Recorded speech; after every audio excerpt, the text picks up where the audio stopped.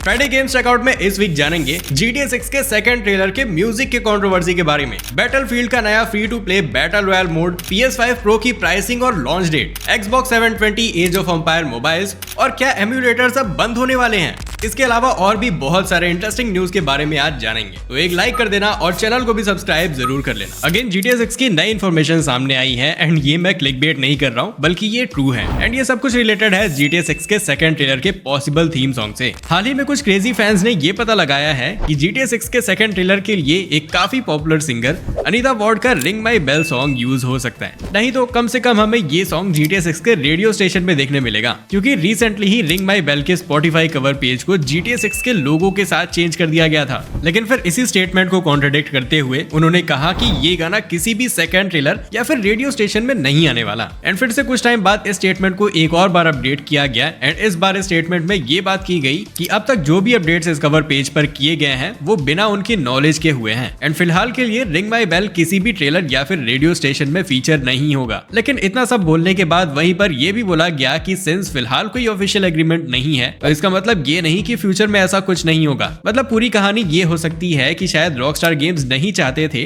कि GTA 6 के second trailer से रिलेटेड कोई भी इंफॉर्मेशन सामने आए। सिंस अनीता वॉर्ड के Spotify पेज पर ऑलरेडी चीजें GTA 6 से कनेक्टेड होने लगी थी, तो डैमेज कंट्रोल करने के लिए ये स्टेप लिया गया होगा, क्योंकि इन पूरे स्टेटमेंट्स में ये चीज साफ साफ बताई ही नहीं गई कि क्या ये सॉन्ग GTA 6 में फीचर होगा भी या फिर नहीं। इवन अभी तक जितने भी स्टेटमेंट्स आए हैं अनीता वॉर्ड की तरफ से, उनमें GTA 6 या फिर रॉकस्टार गेम्स का नाम तक भी नहीं लिया गया, जिस कारण ये समझना मुश्किल है कि आखिर ये लोग कहना क्या चाह रहे हैं। इवन कुछ लोगों के Spotify से अब रिंग माई बेल के कवर पेज से GTA 6 का लोगो हट चुका है एंड कुछ को ये अभी भी दिख रहा है, तो प्रोबेबली ये ग्लिच या फिर किसी थर्ड पार्टी का किया हुआ भी हो सकता है, जो केवल किसी तरह से हाई बिल्डअप करना चाहते थे। वेल रीजन चाहे जो भी हो, ये चीजों को आधा बताना और आधा छुपा कर रखना मुझे काफी सस्पिशियस लगा। बाकी ये सब कंट्रोवर्सी असाइड, अब लग रहा है कि GTA 6 अपने फाइनल स्टेजेस में है डेवलपमेंट के। एस जेसन स्टीयर ने ब्लूमबर्ग की रिपोर्ट में बताया कि रॉकस्टार गेम्स ने अपने सारे एम्प्लॉयज को अप्रैल से हफ्ते के 5 दिन ऑफिस से काम करने के लिए बोला है, जिससे सीधा सीधा यही पता चलता है कि गेम की डेवलपमेंट अपने शेड्यूल पर है एंड GTA 6 के अब कुछ बची हुई चीजों पर काम फुल फोर्स पर चालू होने वाला है। एंड आई गेस गेम अब डिले भी नहीं होगा, क्योंकि ये अपने फाइनल स्टेजेस ऑफ डेवलपमेंट में आ चुका है। ट्विटर पर लोग कह भी रहे हैं कि गेम 2025 के फर्स्ट हाफ में ही देखने मिलेगा। अब गेमिंग इंडस्ट्री में लेऑफ्स का समय खत्म हो ही नहीं रहा,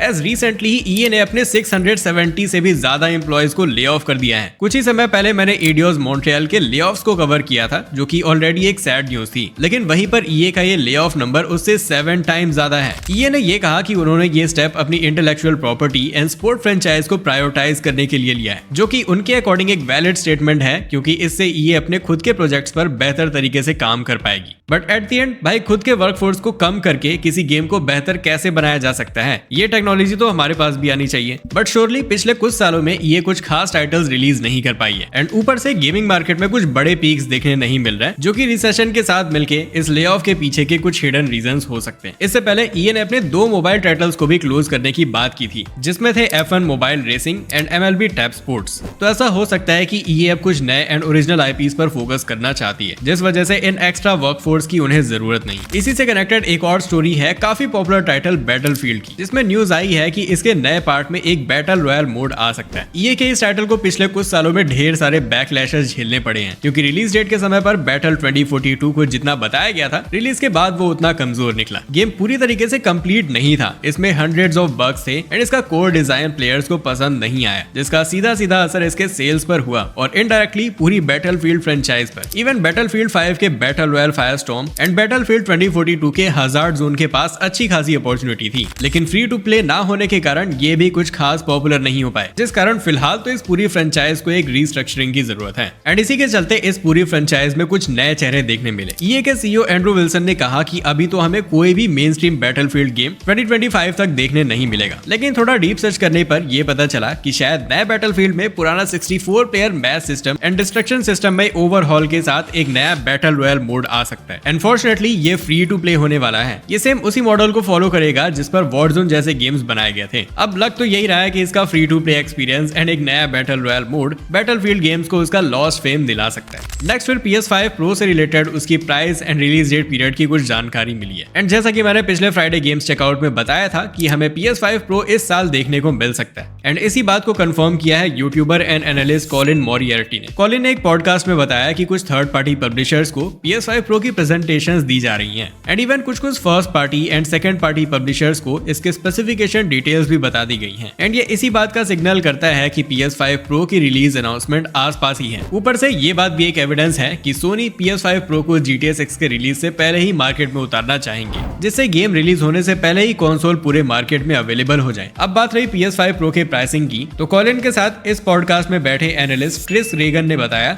कि वो कॉन्फिडेंट है कि सोनी PS5 Pro को $599 की लॉन्च करेंगे, जो कि इंडियन रुपीस में होते हैं अराउंड 60,000, जो कि PS5 के स्लिम वेरिएंट से 10,000 ज्यादा होगा। अब PS5 Pro के साथ ही सोनी हैंडहेल्ड मार्केट में फिर से रिटर्न करना चाहते हैं और इसके लिए वो एक नए कंसोल को डेवलप कर रहे हैं। इस डिवाइस के कुछ स्पेक्स भी पता चले हैं। इसमें हमें एक कस्टम मेड AMD APU देखने मिल सकता है, जो कि खुद अपने हाई लेवल डिजाइन फेज में है, जिससे ये तो समझ में आता है कि सोनी का ये हैंडहेल्ड डिवाइस 2025 में नहीं आने वाला। लेकिन इस डिवाइस में पुराने PS4 के गेम्स के लिए नेटिव बैकवर्ड कंपैटिबिलिटी सपोर्ट हो सकता है, जिससे प्लेयर्स पुराने PS4 के टाइटल्स को ऑन द गो एंजॉय कर पाएंगे। बाकी फिलहाल ये कंसोल अभी अपने डेवलपमेंट फेज में है, तो इससे रिलेटेड ज्यादा इन्फॉर्मेशन तो नहीं है। वापस से एक बार फिर से लॉ सूट फाइल किए गए हैं एंड इन सब के बीच है निंटेंडो। तो इस बार निंटेंडो ने यूजो एमुलेटर को सू कर दिया है, क्योंकि इस एमुलेटर के through legend of Zelda tears of kingdom को 10 लाख से भी ज्यादा बार पायरेट कर दिया गया। एंड यस, ये कोई छोटा मोटा नंबर तो है नहीं, और वो भी ये तब हुआ जब गेम के ऑफिशियल रिलीज में बस 1.5 हफ्ते ही बचे थे, जिस कारण ये सब तो एक्सपेक्टेड ही था। यूजू एक तरह का एमुलेटर है जिसके थ्रू दुनिया का कोई भी प्लेयर निंटेंडो स्विच एक्सक्लूसिव्स को किसी भी प्लेटफॉर्म पर खेल सकते हैं, और वो भी बिना कोई कंसोल परचेज किए। एंड ऊपर से ये सब वो कंप्लीटली फ्री ऑफर करते हैं। इस पूरे इवेंट के पीछे यूजू के टेक टीम की इन्वॉल्वमेंट सामने आई है, जिसके अगेंस्ट निंटेंडो ने यूएस में एक लॉ सूट फाइल किया है। और निंटेंडो ने कहा है कि अभी तक जितने भी कॉपीराइटेड प्रोडक्ट बेचे गए हैं उनका पर आइटम $1.5 लाख डिमांड किया है, और इस दौरान यूजू को जितना भी प्रॉफिट हुआ है वो निंटेंडो ने मांगा है। अब फिलहाल ये मैटर यूजू के लिए तो अच्छा नहीं दिख रहा, क्योंकि ये बहुत ही बड़ी डिमांड है। बट लेट्स सी आगे चलकर क्या होता है। नाउ एक पुराना गेम लॉफ्ट गेम जिसका नाम ड्राइवर है, जिसे एक्सक्लूसिवली एप्पल डिवाइसेस के लिए बनाया गया था,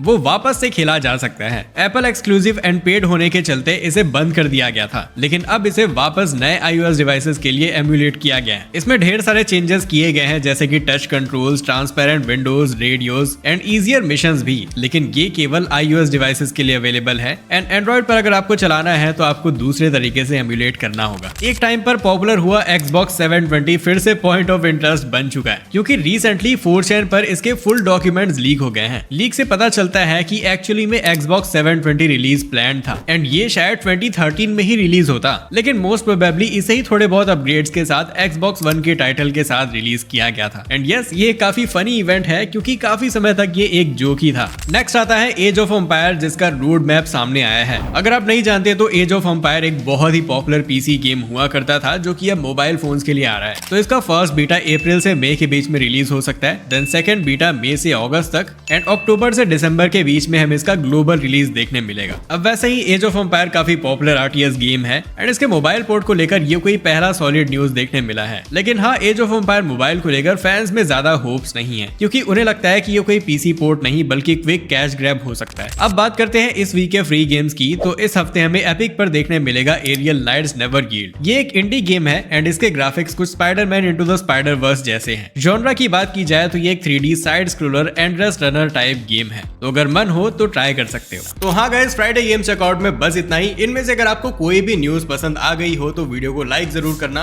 और चैनल को भी सब्सक्राइब कर लेना ऐसे ही गेमिंग न्यूज से अपडेटेड रहने के लिए। हैप्पी वीकेंड्स, और फिर मिलते हैं नेक्स्ट फ्राइडे।